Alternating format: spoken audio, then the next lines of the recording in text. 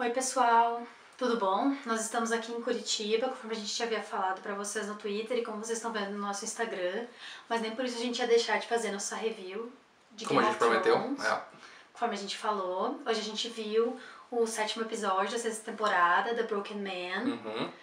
e foi um episódio Eu gostei. na média, Gostei foi bom. bastante. Primeiro porque começa estourando todas as cabeças de todo mundo, assim, sem abertura, sem nada. Eu não lembro de ter visto outro Não, episódio de Game of Thrones sem abertura, que começa direto no episódio. Se vocês se lembram, contem pra gente aqui no... Tem um episódio, mas eu nos não lembro. comentários. Eu não vou lembrar qual, mas tem um episódio que começa direto do. E foi necessário, não digo necessário, mas foi pertinente, porque pra grande revelação desse episódio, que é que o Cão de Caça ainda está vivo. Essa é uma das grandes revelações, acho, da temporada inteira. Como um todo, assim, e pra quem é fã dos livros, principalmente. Porque essa é uma teoria que já tava, muito tempo rodando, desde que saiu Feast for Crows, o Festim dos Corvos, de que o Sandor não teria morrido, e a gente tinha apenas algumas dicas de que isso teria acontecido, que foi quando a Brienne está na Ilha Silenciosa, e ela vê um homem de uma estatura desproporcional, porque a Brienne não conhece o Sandor nos livros pessoalmente, e ela vê um cara de altura desproporcional e um cachorro do lado dele. É a única dica que o Martin deu pra gente sobre isso. E ali surgiu uma teoria muito forte disso, que isso teria acontecido. E agora, eles jogaram na nossa cara na primeira cena do episódio, assim, numa cena bem divertida, assim, Uma cena de e genial. bem triunfal. E genial, assim, um close realmente triunfal, que ele não morreu, ele tá vivo. E ele tá vivendo numa pequena comunidade de pessoas que se redimiram, entre aspas, dos seus pecados, dos seus passados, de violência, e estão tentando fazer o bem para se redimir de tudo que eles fizeram. Depois disso a gente pula pra King's Landing, onde a gente vê a Marjorie conversando com o Alto Pardal, e o Alto Pardal meio que... Puteando ela. Não, o Alto Pardal meio que ameaçando a avó dela. Ah, sim, não, mas ele dá uma puteada nela porque ela não dormiu com o Tommy mais. Ah, é. Mas o mais interessante é que eu realmente... perdi o desejo de dormir com ele depois que eu entrei pra fé. Mas o mais interessante foi realmente ele fazendo uma ameaça velada a Olenna, por ela não querer ser parte da fé, e dela falando pra Marjorie falar com a avó dela, pra avó dela ver o erro na atitude dela. E daí ela vai lá conversar com a Olenna, e aí a gente tem a confirmação do que eu tava, pelo menos eu tava achando desde o começo, que ela tá só se fazendo de louca, pra não morrer, pra não fazer um walk of shame, pra não sofrer as consequências do que é bater de frente com o Alto Pardal e com a fé. Então ela manda a avó dela voltar pra Highgarden pra... E entrega o bilhetinho pra ela dizendo... Entrega um bilhetinho com uma rosa, que é o símbolo dizendo. E depois, na próxima cena de King's Landing, que eu já vou amarrar aqui, porque, né... É parecida. É a Olenna conversando com a Cersei, basicamente jogando na cara da Cersei que tudo que tá acontecendo é culpa dela, é culpa da estupidez dela.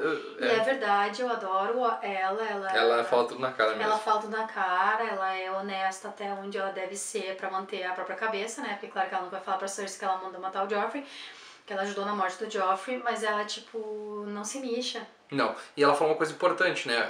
Uma das coisas que a Cersei fez, que foi assinar aquele decreto que liberou os Sparrows de existirem, de ter o próprio... É uma culpa muito dela, e a gente viu de novo uma Cersei que não combateu ela. Uma Cersei que baixou a cabeça. Sabe que ela fez merda. A Cersei meio que admitindo o erro dela, sabe? Agora ela tá tentando remediar, tentando maquinar um jeito de remediar o erro que ela mesma cometeu. E o mais não genial... Não tem por que ela ficar tirando as pitangas, porque se ela for tirar as pitangas pros outros, ela vai levar na cara. E o mais genial foi que a Olenna falou pra ela também uma coisa muito importante, né? Que foi foi o High Sparrow que fez aquilo que ele queria, que era afastar o Jaime dela. E aí nós temos mais aí uma coisa interessante. É o que dá o mote pra ir pra River Run, pro Jaime encontrando os Frey. Uma cena que é quase literal tirada do livro, assim mesmo. Eu achei que foi uma das cenas mais divertidas de assistir do episódio, porque é eles esculachando os Frey. Ele esculachando os Frey, é ótimo, mas tipo, daí depois o Blackfish vai lá e esculacha ele. Que é igual ao livro também. Que é bem merecido, porque o Jaime foi de um ótimo personagem, um personagem mediano, assim. É, Eu acho que o Jaime... Porque uma coisa que o Blackfish falou é que ele queria encontrar pra conversar com o Jaime, pra conhecer o Jaime pessoalmente e ver quem era a pessoa Sim. de quem eles tanto falavam, e ele ficou desapontado. É. E o Jaime tem desapontado. Mas aqui ele desaponta por outro motivo de Blackfish, que é uma coisa muito interessante, porque o Jaime, nesse momento, o objetivo dele, talvez não fica tão claro na série, mas o objetivo dele é tentar se redimir como o párria que ele era. Por ele ter sido um Kingslayer, por ele ter feito todas as merdas que ele fez. Então, quando ele chega pro Blackfish, ele não chega pro Blackfish mostrando as facas e querendo descer o cacete no Blackfish, ou querendo invadir o castelo, ou fazer um storm no castelo, destruir tudo. O que ele tenta fazer mesmo é negociar para mostrar que ele mudou. Só que quando ele tenta oferecer esse lado mais soft, mais macio pro Blackfish, o Blackfish fica puto porque ele achou que o cara ia vir detonar com ele. Então, ele fica decepcionado contigo. O que vai fazer com que a próxima conversa que os dois tenham, o Jaime também tenha uma postura diferente. Que eu não vou falar agora, obviamente, mas eu acho que é interessante mostrar que eles mantiveram uma coisa muito boa dos livros, que é essa conversa dos dois, essa briga ideológica dos dois, assim, que não é nem muito uma questão física, porque os dois apanhariam feio um do outro, mas fez isso muito bem, mostrou muito bem uma coisa muito interessante. Foi um diálogo muito bem feito, porque é muito semelhante ao do livro também. Inclusive as ameaças dos Freys de matar o Edmund, que também achei que ficou muito perfeito, assim, muito igual. E daí a gente tinha ido antes, mas a gente pulou essa parte pra falar de outras coisas, que é a Sansa, o Jon e o Sir Davos indo atrás de exércitos pra retomar o Winterfell. Primeiro eles falam com os Wildlings. Eles aceitam. Que de começo não querem, porque eles têm que se meter na briga do Jon, mas aí o Tormund ajuda a convencer eles. Daí eles vão nos Mormont, onde o Sir Davos convence a menininha a dar os 62 guerreiros que eles têm. Eu gostei muito da cena, eu achei a menininha muito engraçada. E os Mormonts são... Muito mais inteligente que metade das pessoas. Mas é legal que os Mormonts, as mulheres são mais guerreiras, assim, elas são tão fortes quanto os homens nos Mormonts, então isso é muito engraçado. É muito divertido também de ver. E depois eles vão até a casa Glover, onde a Sansa tenta fazer a partezinha dela pra convencer eles, e daí o Glover taca ali na cara dela que todas as vezes que eles apanharam os Starks, eles só... Então, dessa vez não ia, até porque o Ramsay Bolton ajudou eles a... O Roose Bolton ajudou eles a retomar o castelo deles, dos Ironborn. Então... Roose e Ramsay também, porque os dois acho que estavam na história, né? Os dois ajudaram e aí eles. no final eles voltam pro acampamento, eles não têm muitos homens, eles têm menos de 3 mil homens pra invadir o Winterfell, e o Jon acha que eles não têm que... Esperar mais, que a hora é agora. E a Sansa acha estranho ele confiar tanto no Sir Davos, mas é porque, né, ele morreu e o Sir Davos é o motivo realmente pelo qual ele tá ali. O Jon tem razão em falar isso pra ela. E aí ela manda uma carta pra alguém... Que é o Littlefinger. Que a gente acha que é o Littlefinger. Tenho quase certeza absoluta que é o Littlefinger, não tem muita gente. Tipo, cagar de vez tudo. O que me parece é assim, ele vai ajudar ela, eles vão retomar o Winterfell, eles vão derrotar os Boltons, mas o Mindinho vai cobrar esse preço mais tarde, então vamos ver o que ele vai querer. Vai ter um preço, ele não vai ajudar de graça, ele não ajuda ninguém de graça, ele não faz nada mas de pra graça. mim, obviamente que é ele, não tem outra pessoa que eu acho que poderia entrar nessa história. Pois é.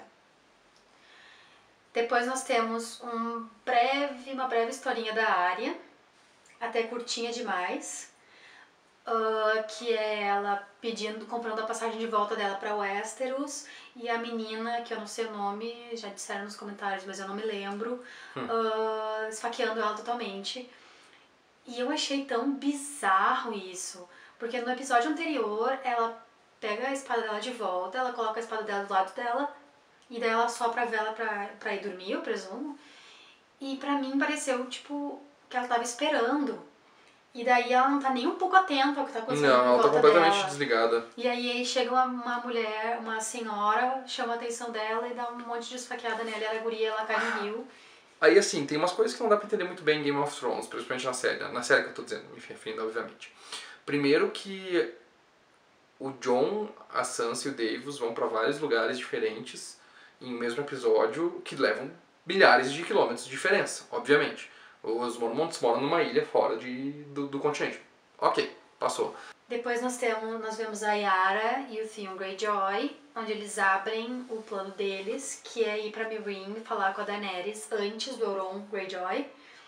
E ela tenta botar um pouco de senso na cabeça dele, assim. Ela tenta, tipo, acordar o Theon, sabe? Tipo, acorda pra vida, tu fugiu, tu te salvou, tu não vai mais voltar lá, eu não vou mais deixar isso acontecer contigo, eu não vou te machucar, sabe? Eu preciso do Theon de volta. Theon antigo de volta, e se tu não vai ser ele, tá? Te mata, então.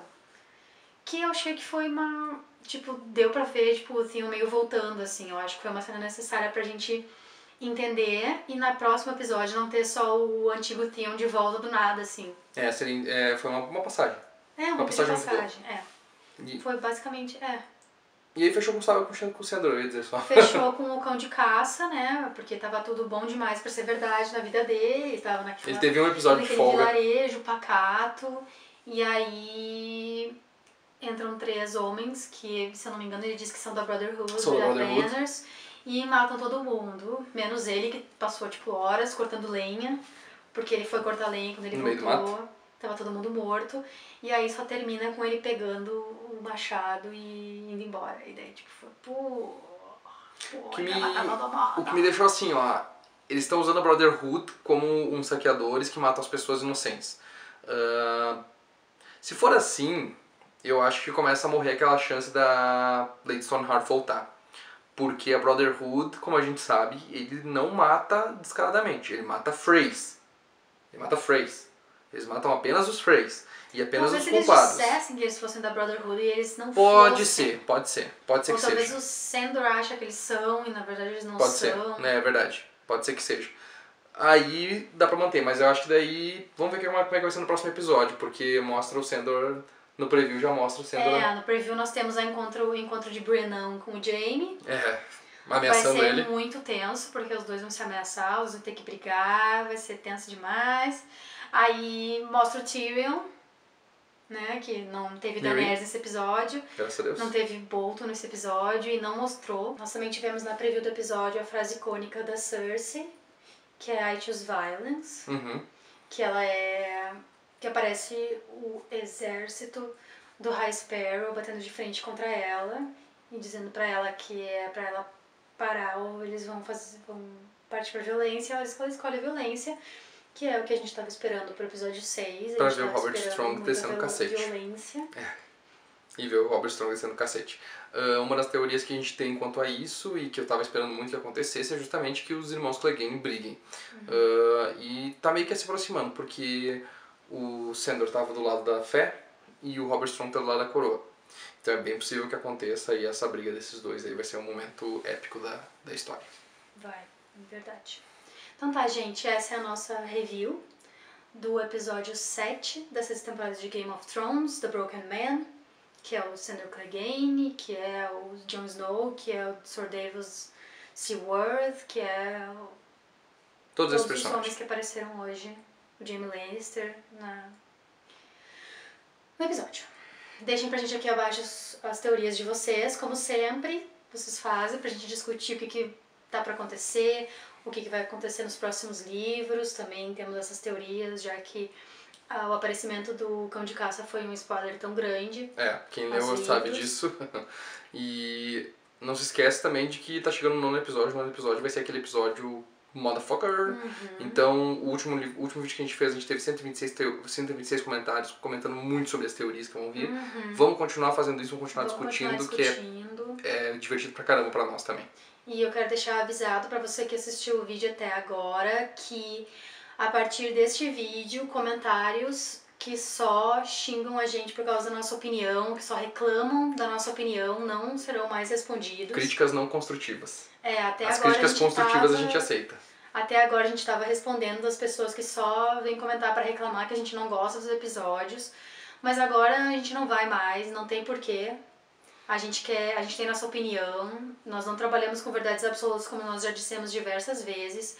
Nós aceitamos a opinião de vocês e o mínimo que a gente espera é que vocês aceitem a nossa opinião também. Pra gente poder discutir em paz, né? Nós queremos discutir e ver o ponto de vista de vocês também sobre esses episódios. Se vocês gostaram das partes que a gente não gostou, a gente não vai xingar vocês porque vocês não gostaram, sabe? Tipo, Falem pra gente porque vocês gostaram, pra ver se a gente muda o nosso ponto de vista a respeito disso. Mas só comentar pra reclamar da nossa opinião não vai mais ser respondido. Então, se você tava pensando em fazer isso, nem precisa se dar o trabalho de fazer isso, de gastar os teclados do seu notebook ou do seu computador. Vocês podem só se desinscrever no canal, não precisa dar adeus e motivos, tá? E vamos fazer os agradecimentos da semana também agora. Vamos fazer os agradecimentos da semana para as coisas boas agora.